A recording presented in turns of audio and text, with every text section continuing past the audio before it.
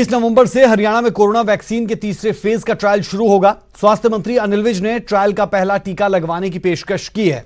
विज ने खुद ट्वीट कर इस बारे में जानकारी दी। बता दें कि 20 शोध केंद्रों में कोरोना वैक्सीन का तीसरा ट्रायल किया जा रहा है। करीब 25,000 लोगों को कोरोना वैक्सीन दी जाएगी और यह भी बता दें कि कोरोना वैक्सीन का तीसरा जो फेज है, तीसरा ट्रायल ये किया जाएगा।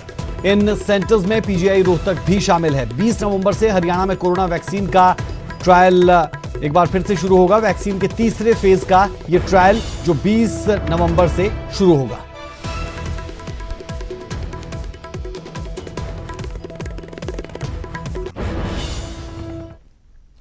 हिमाचल में एक बार फिर सेंट्रल यूनिवर्सिटी का जिन बाहर आ गया है। केंद्रीय वित्त राज्य मंत्री अनुराग ठाकुर ने अफसरशाही के कंधे पर बंदूक रखकर अपनी ही सरकार को निशाने पर लिया। वहीं सीएम जयराम ठाकुर ने भी अनुराग ठाकुर को नसीहत दी है।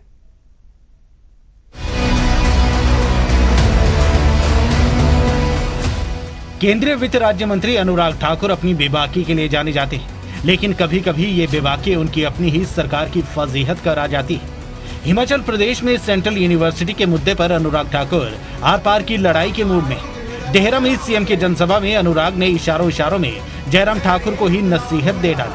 अफसरशाही के कंधे पर बंदूक रखकर खूब निशाने भी दागे। भरी जनसभा में सीएम के सामने मंच पर अनुराग ठाकुर ने यहाँ तक कह दिया कि मैं रोटी को चोची नहीं बोलता।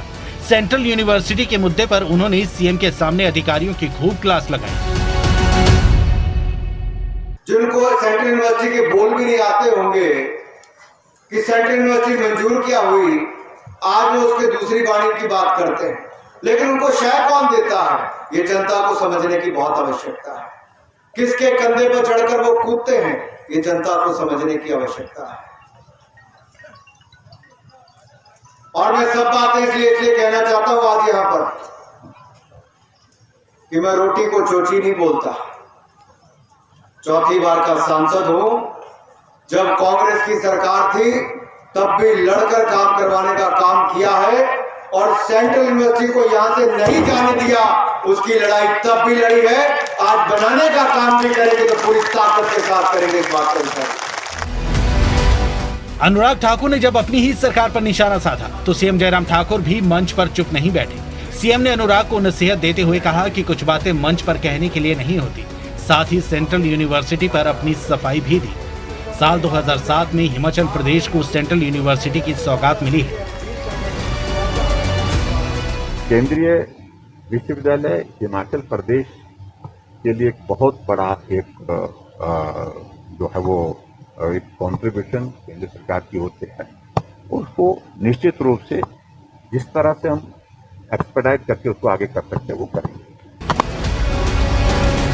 लेकिन 12 साल बीतने के बावजूद सेंट्रल यूनिवर्सिटी को स्थायी कैंपस नहीं मिल सका। सियासत तो खूब हुई और अब अनुराग ठाकुर अपनी ही सरकार को आईना दिखा रहे हैं। ब्रजेश्वर साकी, न्यूज़ 18 देहरा।